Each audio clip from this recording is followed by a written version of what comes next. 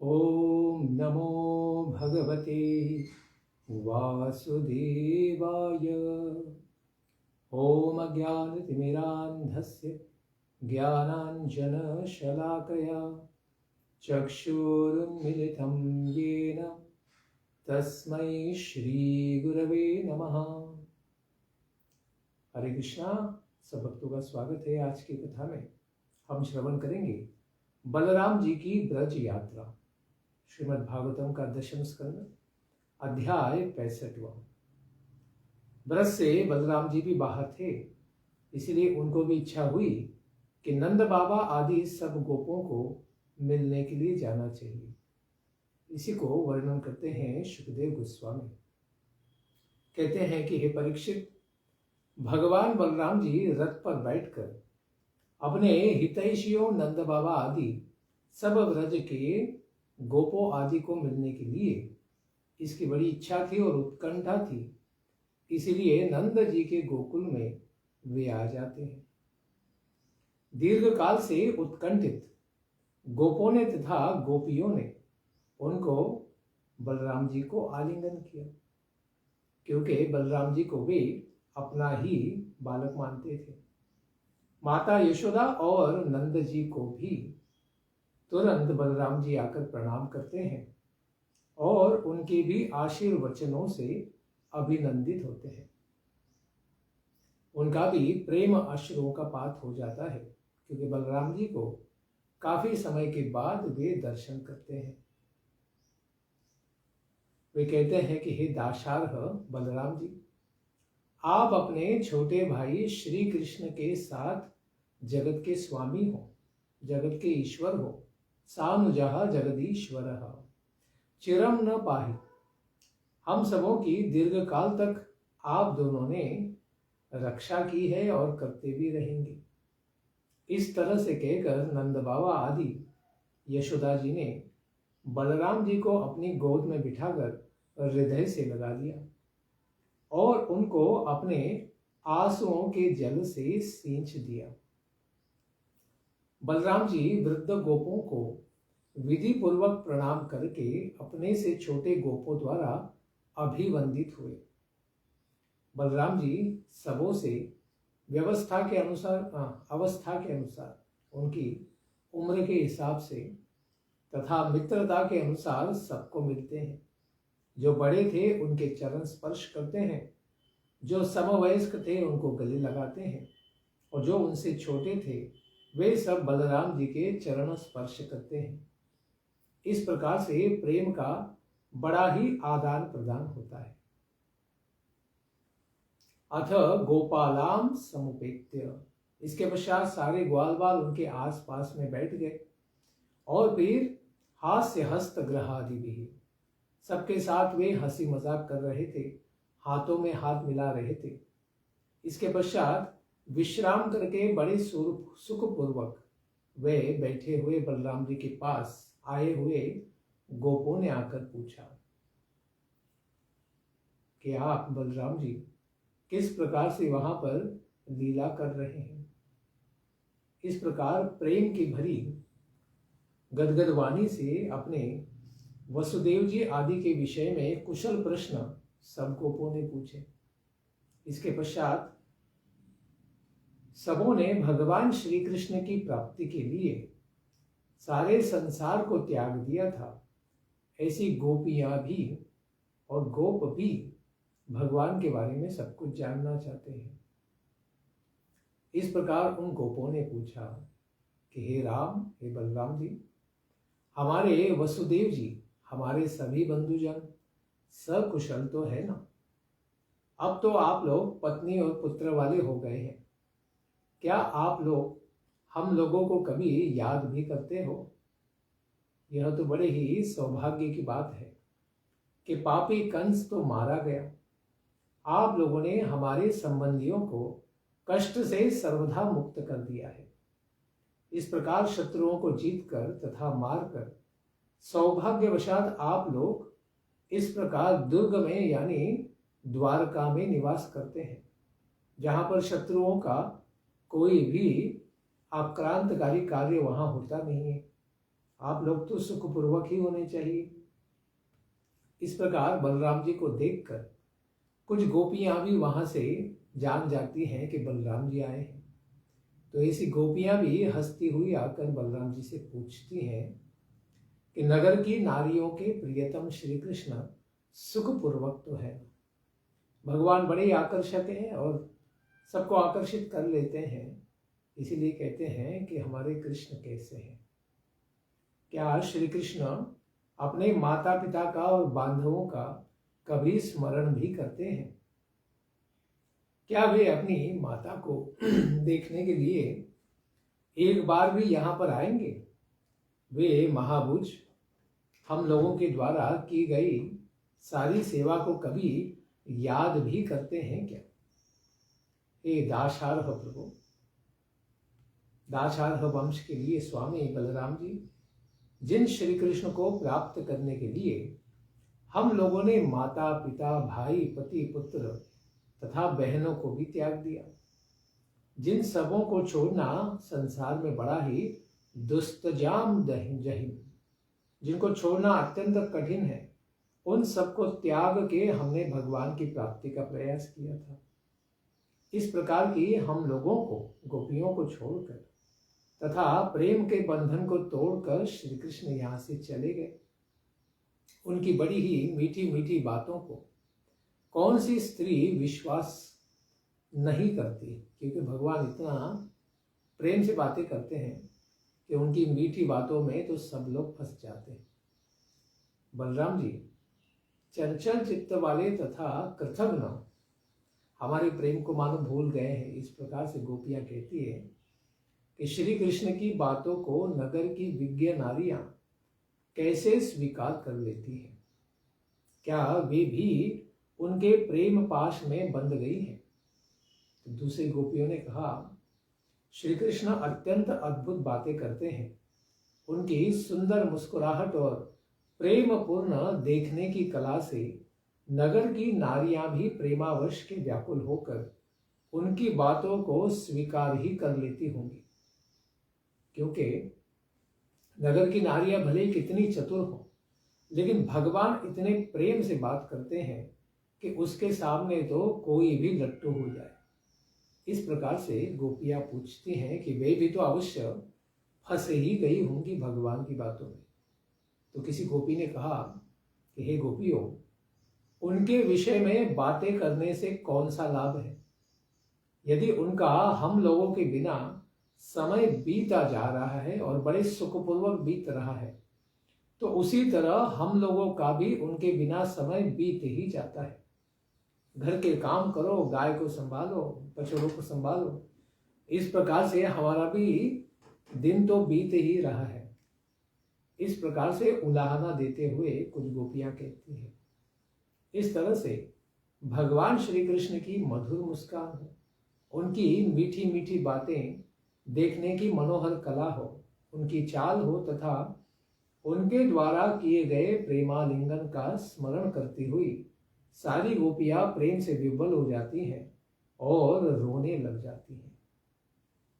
भगवान बलराम जी नानानुनय, बड़ा ही अनुनय विनय करके बड़ी चतुरता से उनको सांत्वना देने का प्रयास करते हैं।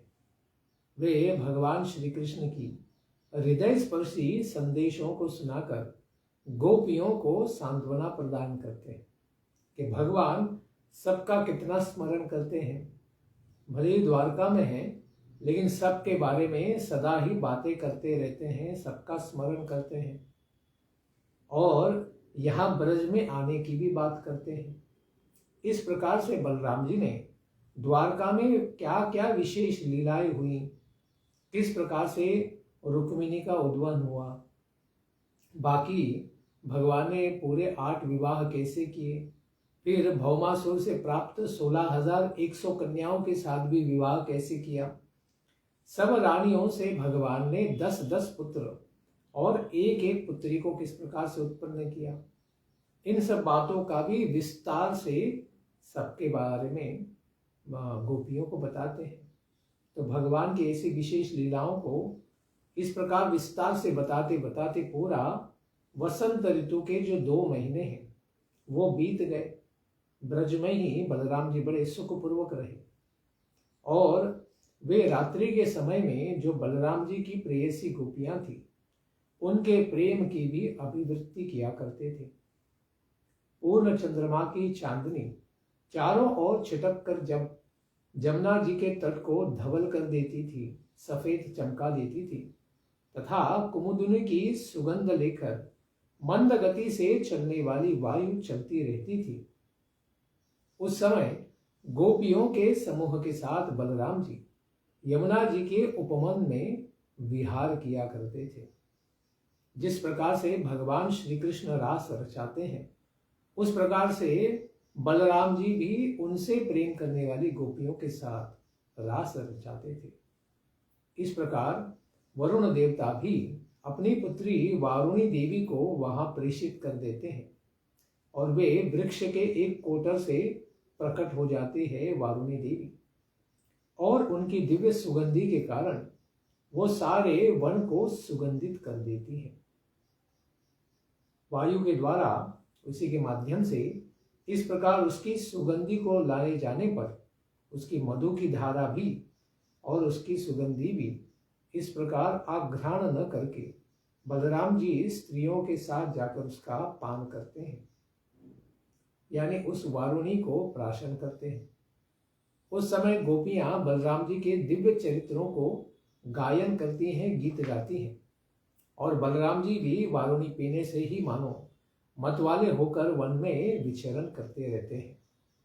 मद के कारण उनके नेत्र लाल लाल हो जाते हैं और वे इस प्रकार रास में विवल हो जाते हैं।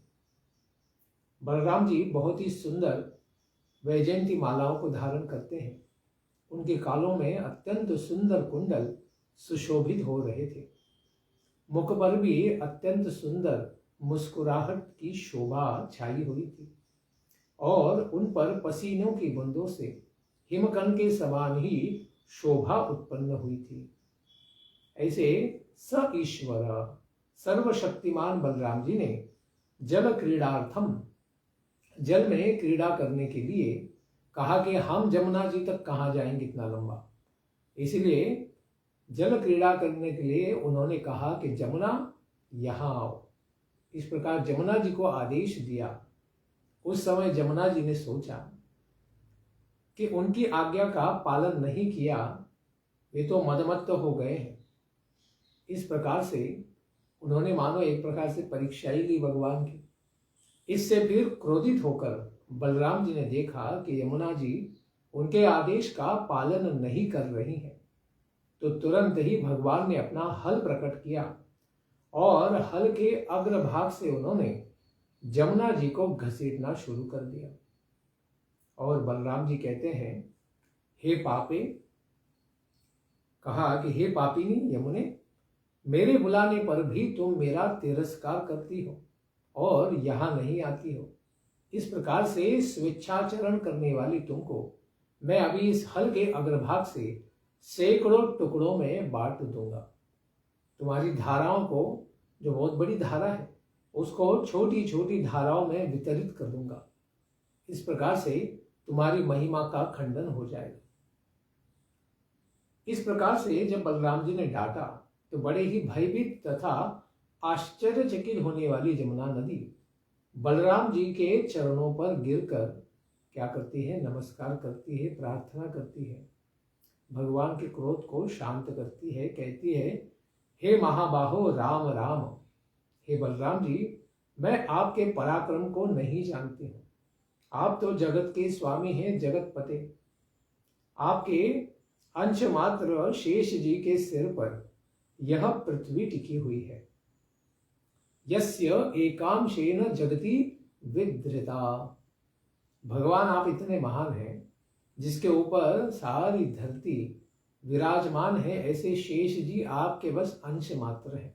इसलिए हे भगवान, मैं आपके इस परम भाव को नहीं जानती थी, अतएव कृपा करके आप हमारा अपराध क्षमा कीजिए। क्यों? क्योंकि आप भक्त वत्सल हैं।